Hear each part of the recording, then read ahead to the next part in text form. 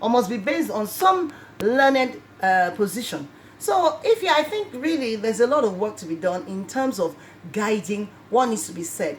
I come from a background where even there's freedom of speech in your home or maybe in your school, but that doesn't mean you still won't respect and put in a context that is at least to some degree within the parameters of not being personal. And all right, let's look at some of the things that have bedeviled the vice president. Let me use that word because the man has been battered left, right, and center. But I'm glad that he's still standing. What do you make of it, and how can we, as a country, retrace our steps and see what we can do to push this nation forward? I think one thing we should remember that in any exalted office, naturally, when you're talking about people as revered as an office of the presidency, a vice president, or even a president, you have to understand that anything that can make news, that is titillating, that is dramatic, will always sell. I feel that bad news sells. Unfortunately, that's the problem. Our vice president has done so much good news. Unfortunately, because in Nigeria, we don't know the value of good news. The moment there was just an opportunity to talk about something that appeared to be fake, like I tried to describe it, to me it's like someone threw a cup of water out of the window and then the report is, it's raining, I can't go to school. Meanwhile, he didn't check, it was the neighbor brushing his teeth. You're exaggerating a situation that is really out of context. And then the mother says, my junior can't go to school because it's raining. What's the real part? The neighbor just threw a bucket out of the window. So it's what you call serious hyperbole, over-exaggeration, flimsy excuses, flimsy reporting. And let's face it, for a country that has been built on great writers and prolific journalists and marketing communication professionals, you can't just come and tear someone who has built a reputation overnight. And that's why I go to the brand building. Images of great products and services are built over time. And you can tear them apart overnight. That is why they are managed with the type of professionalism that it requires.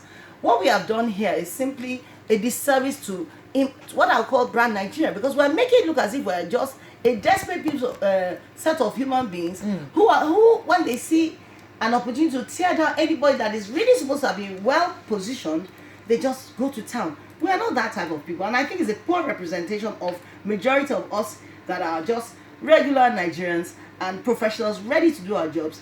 I think we need to do what is professional. Majority, let's face it, the reports in the paper are, I think, about just 5% representation of the professionalism that you actually get from Nigerians. Look at the Nigerians around the world. They are professionals in every sphere of life. Why are we suddenly going to town because somebody obviously wants to ride the storm, but unfortunately in the wrong way? I'm interested. Why are you so interested in the things that the vice president is going through? I'm interested in anything that has to do with building brand Nigeria. Right. So it just so happened that you invited me and you're talking about the vice president. It could have been any other topic. Let's face it, anything that promotes the image of Nigeria, to me, gives me concern, because as a Nigerian, I'm a passionate believer in brand building. And to me, this has gone to a fact that you got a total destruction of your image of Nigeria by tearing down the people that actually represent good aspects of us as a Nigerian people, or as a democracy, or even as a governance. So I think for me, the area of concern is that I also observe and read, even as a leader.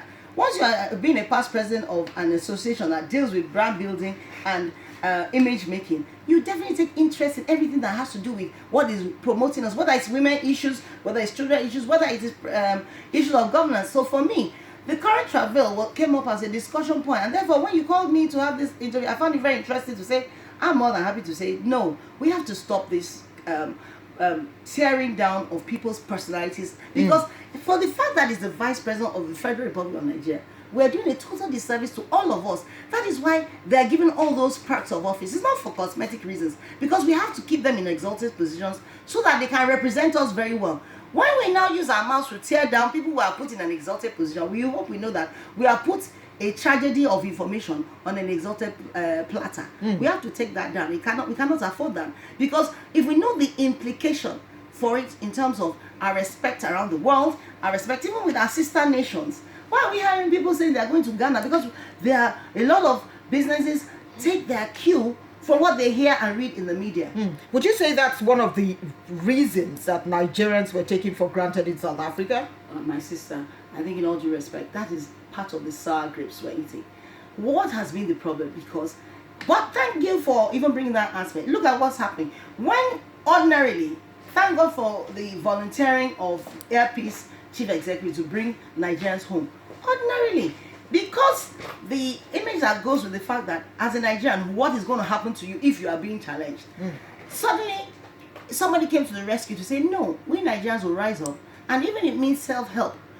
We will get government to play its part, but whatever we can do to help our Nigerians to maintain dignity, to retain the sense of pride that we have as a people, we'll do that. So that is why you'll find that now, I can bet you that that singular act of even the government even stepping in for at least for one of the first time to come in and say, you know what, we're going to evacuate our citizens out of the country. It has done tremendous good for even the morale and the self-worth of Nigerians, not talk of in the around the world. So now you know what's going to happen? I can bet you that at least a lot of countries will think very well now about how they treat our citizens. It's not going to change overnight, but it's going to at least give them cause for concern to say, you know what, if I have to deal with the Nigerian, maybe there's some implication. Unlike before, people are thinking, who's accounting for you? I mean, I don't want to go into the point that if you compare nations, this will not happen if it was a citizen of another country. It wouldn't happen. You know why?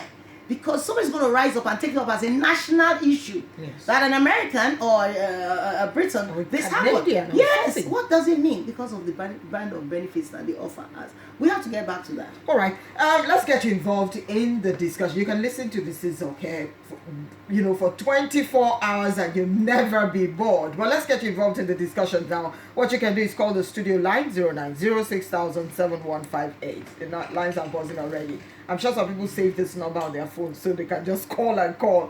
You can also send a WhatsApp message to 0906005748. When you get through, remember, turn down the volume on your radio set. You can also tweet at us. That's at the Daily Report. When you get through, you know what to do. Turn down the volume on that radio set, your name, where you're calling from, and you can go ahead and join issues with us. Hello, good evening. Yeah, Ify, how are you today? Very well, thank you. Mr. Darlington speaking.